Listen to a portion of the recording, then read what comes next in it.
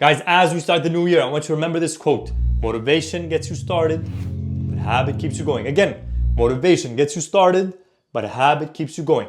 As we start the beginning of every new year, we're typically very motivated, very excited.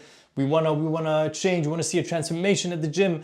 We wanna achieve this, we wanna achieve that, we wanna become fluent in languages. This is what I hear every year, people messaging me.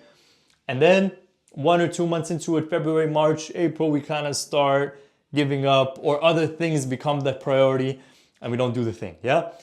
Language learning, and any skill for that matter, is a long-term process. And we need to be committed in order to see change and improvement and become proficient at that skill.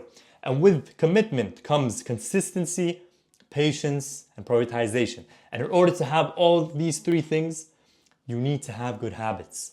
Good habits are something like as simple as studying every day for 5 to 10 minutes. I'm not asking you for 5 or 6 hours. Just do it every day. 10 minutes, 10 minutes, 10 minutes, 10 minutes. It adds up.